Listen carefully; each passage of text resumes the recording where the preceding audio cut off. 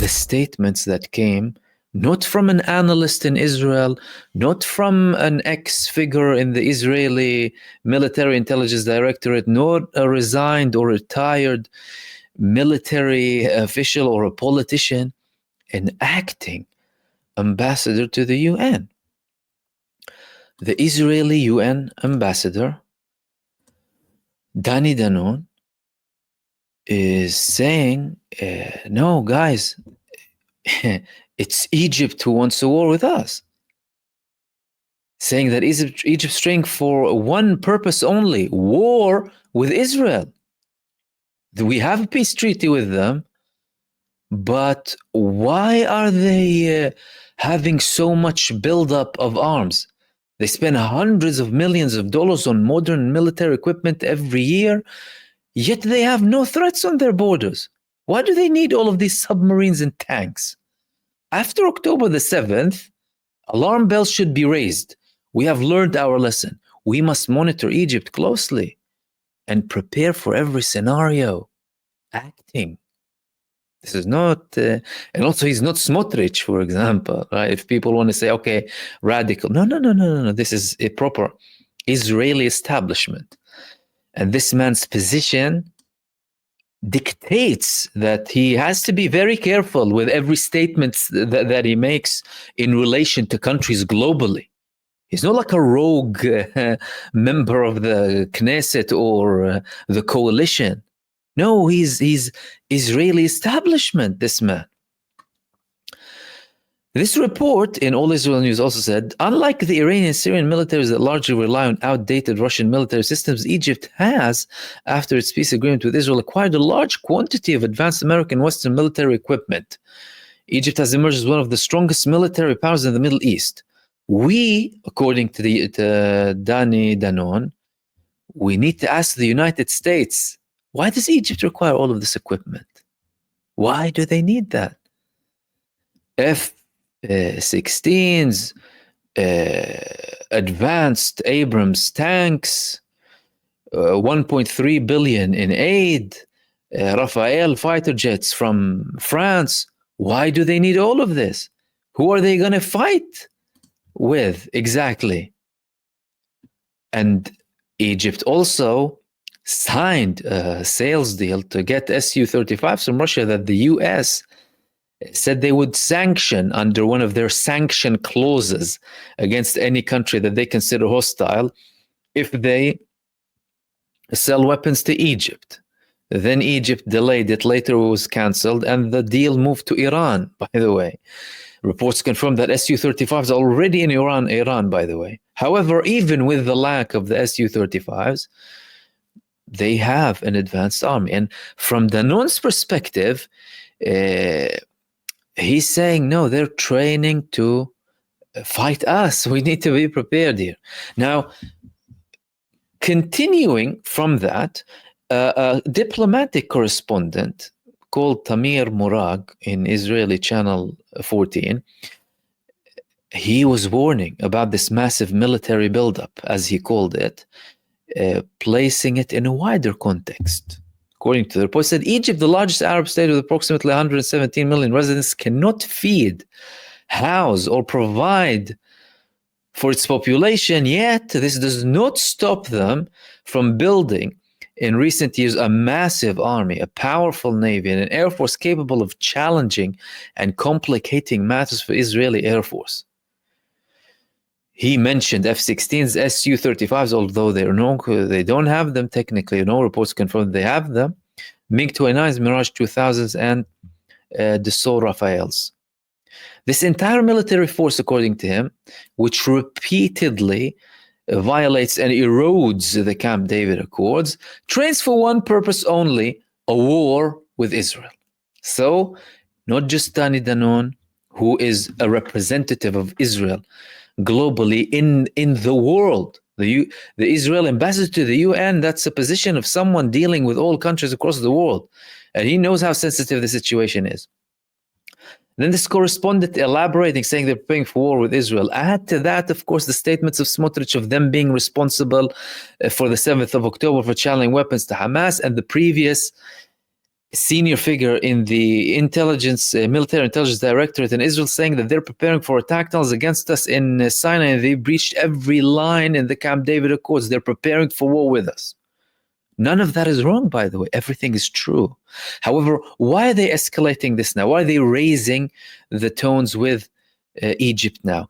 It's to apply pressure on Egypt, because Egypt is under pressure again from Trump and from Israel to open the borders and ethnically cleanse the Palestinian people, therefore eliminating any prospect of a Palestinian state, and even potentially giving a massive blow to the Palestinian cause in general.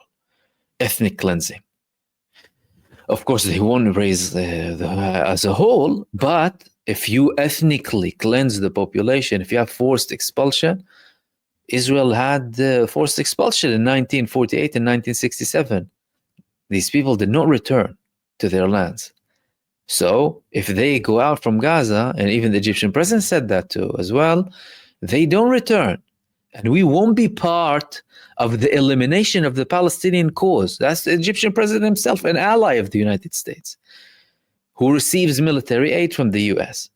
Now, Donald Trump is still, though, despite all of these statements, is putting on an act. He's still putting on an act. And the reason that I say it's an act is because it's primarily there before he meets with Benjamin Netanyahu. And it's not only a give and give between US and Israel. So if let's say the US applied pressure, you're still talking about a Zionist lobby. What? Trump received over $200 million from the Zionist lobby. There's no denying that. All of his constant comments of supporting Israel and demonizing the Palestinian side, talks of deporting Palestine supporters, abhorrent statements and propositions to do with ethnically cleansing the Palestinian people even altogether, right? All of these statements are abhorrent, and they're there because he's linked with the Zionist lobby. So he's trying to find a balance here. Question is, though, how far will they go? There are two ways moving forward with the case of Egypt, by the way.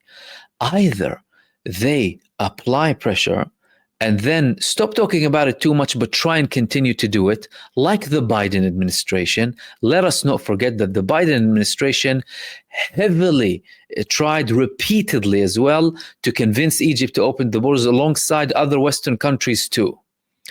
They tried to lure Egypt. They offered billions, and they offered taking off the debts, other stuff they offered to Egypt, but they, after a while, it faded. But the attempts continued from the Biden administration, although they weren't they declared as much. They weren't spoken about in the media. And by the way, some reports said towards the end of the Biden administration, Egypt was offered something in the hundreds of billions, right?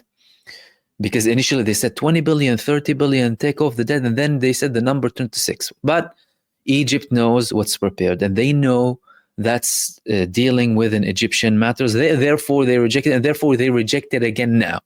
Will Donald Trump do the same thing that Biden did? Initially start with these massive statements and act like, we're definitely going ahead with it, and then slightly fade away, maybe continue to try to lobby, to apply pressure here and there? Or will they keep it on the forefront and support Israel fully when it comes to the ethnic cleansing of the Palestinian population? Well, it could go two ways. However, the second option is more likely. For me, for one primary reason, it's because we are still in a ceasefire. If Donald Trump is very interested in a ceasefire, he will continue to act like he wants to deport all of the Palestinians of Gaza. Whether or not he genuinely wants to, I don't care about that. But the fact of the matter is, he's actually saying it. He will continue to say that I want to deport the people of Gaza so that he can still keep the hope up with Benjamin Netanyahu. If he goes a step too far and tries to apply more sanctions, for example, not more, any sanctions on Egypt, things like taking off that, he might be breaking all of the tools with Egypt, who will finally reach a stage of feeling totally liberated from this US pressure. They've been trying to keep things okay and balance between having this relation and getting this aid with getting diversification and having relations with other countries too. Clearly, the United States wants to have a level of dictating when it comes to that. And the Egyptian side always complained also to the US.